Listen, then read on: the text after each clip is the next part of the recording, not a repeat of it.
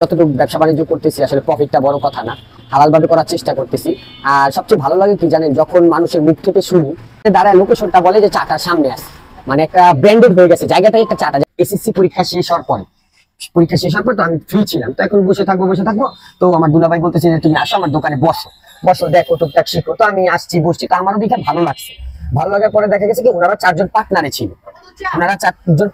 তো কি হয়েছে যে ওনারা দোকানটা ছেড়ে দিবে চারজন পার্টনারে, যেই টাইমে মানে 7 বছর 8 বছর আগে তো যে প্রফিট থাকতো আসলে চারজন পার্টনারে তো হয় না।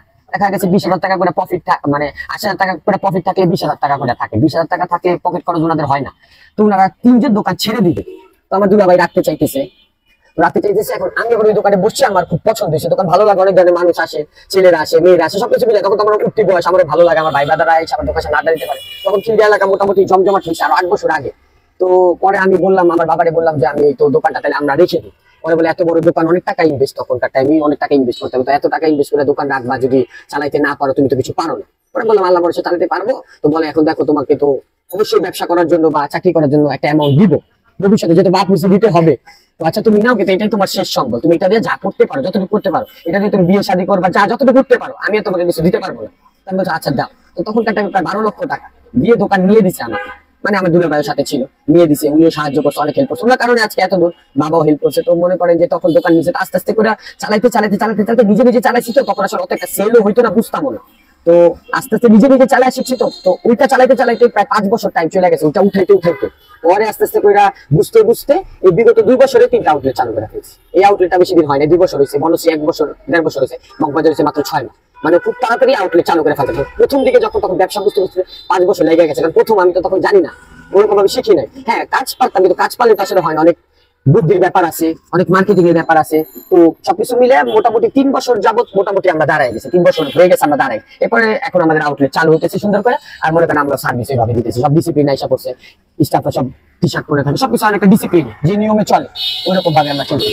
তো মগবাজারটা একটু ভালো চলতেছে, ওটাতে আলহামদুলিল্লাহ ভালো সেল, 15,000 20,000 এরকম হচ্ছে, সেটা তো ভালো সেল, 15,000 20,000। বনশ্রীটা একটু কম, এক এক আউটলেটে এক এক রকম, বড়টা যেটা আমাদের ওই সামনে কিং আউটলেট ওটা তো এরকম 15,000 20,000, সবগুলোতে মোটামুটি অ্যাভারেজ, একটু বনশ্রীটা একটু কম। মানুষের মুখে আমরা শুনতাম ইউনিক যে চাটা দেন, ওইটা শুনতে আমরা আসলে ইউনিক ওইভাবে চাটা নামটা দিয়ে শুরু করছি। এটা আমার দুলা ভাই করতো, তো ওনারা অনেক আগে থেকে এগুলো করতো।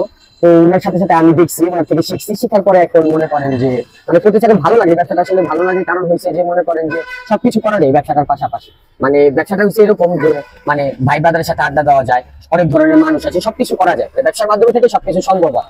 আমাদের এখানে মোটামুটি অনেক ধরনের চা আছে, প্রায় 50-60 রকমের চা আছে, তারপরে জুস আছে, মানে সব রকমের জুস, যাবতীয় যত রকমের জুস সব রকমের জুসই আছে। আর কিছু ফাস্টফুড আইটেমও রাখা, শীতের টাইম যে টাইমটা চা যখন চলে তখন আমরা কিছু ফাস্টফুড আইটেমের সাথে রাখছি, যাতে কাস্টমার মানে অন্যদিকে না যাইতে হয়, আমাদের কাছে সবকিছু পায়। বনশ্রীটা 1 বছরের প্লাস হয়ে গেছে, ওটা ভালো চলতেছে আলহামদুলিল্লাহ। মগবাজার এটা 6 মাস প্লাস হয়েছে, ওটা অনেক ভালো চলতেছে। মগবাজার আউটলেট করার আগে মোটামুটি আমি ঢাকা শহরে যে কটা মেইন জোন ফুড জোন আছে, ওয়ারি বলেন, মিরপুর বলেন, শনিরাখা বলেন, নারায়ণগঞ্জ বলেন, তারপরে আরো যেগুলো আছে বেলুড় বলেন, মোটামুটি সব জায়গায় আমি ঘুরছি, মানে প্রায় 1 মাস মোটামুটি শুধু ঘুরছি, মানে অনেক টাকা খরচ হয়েছে রিক্সা ভাড়ার পিছনে। তো মানে আমরা যেরকম আউটলেট চাই ওরকম আউটলেট আর পাইনি, তো না পায় কি করবো, পরে মগবাজারের প্লেসটা ভালো লাগলো, ওইটা করলাম। ওটা আলহামদুলিল্লাহ দেখতেছি যে অন্য জায়গায় যাওয়ার থেকে মগবাজারটাই ভালো হয়েছে, বেস্ট, মানে ওটা ভালো চলতেছে, যেটা থেকে আমার প্রফিট বেশি আসবে, সার্ভিস ভালো পাবো, আমি সার্ভিস দিতে পারবো, ওটা আমার জন্য বেটার না। তো মগবাজারটা ভালো ছিল, আমি মোটামুটি অনেক জায়গায়। আর এখন বর্তমানে এমন একটা সিচুয়েশন আছে যে মনে করেন যে যেখানে মানে ভালো প্লেস হবে, ভালো প্লেস মানে সেখানে আউটলেট চালু করতে পারবো। আমার ইচ্ছা কমসে কম ঢাকা শহরে 15টা আউটলেট চালু করা, মানে চা উইকটা নামে 15টা আউটলেট চালু করা, যাতে ঢাকা শহরে যে কটা মেইন জোন আছে, ধানমন্ডি, মিরপুর, যেগুলো ফুড জোন, সব জায়গায় একটা করে আউটলেট থাকে। উত্তরা বলেন, যে জায়গাগুলো মেইন জোন, আমি চেষ্টা করতেছি ভাই, মোটামুটি খিলগা করছি, মগবাজার করলাম, বনশ্রী করলাম, আরো করবো অন্যান্য জায়গায়, কিন্তু আসলে পাচ্ছি না, পাইলেই করে ফেলবো ইনশাল্লাহ। তা একটা আর্ট, তো আসলে সবসময় তো একরকমের জিনিস খেতে ভালো লাগে না। তো আগে শুধু একটাই চা পাওয়া যায়, তোমাকে দুধ চা, নর্মালি এখনো মানুষ অনেকে দুধ চা খায়, নর্মাল যেটা একটা দুধ চা। তো এটার মধ্যে আমরা আসলে মডিফাই করছি যাতে একটু মুখে টেস্টটা বাড়ে, মাল্টোবা চা, চকলেট চা, মানে চার মধ্যে যাতে অনেক রকমের ফ্লেভার পায়, সেটা ওইটা মডিফাই করে দিচ্ছে। আসলে মানুষও ভালো বলতেছে, খাচ্ছে, ভালো লাগতেছে। মেন আমাদের নামটা কিন্তু চা উঠটা, এটা আমরা আসলে লাগাইছি যাতে দেখতে সুন্দর হয় ব্যাপারটা। মেন আমাদের নাম চা টা, সবাই চাটাই বলে।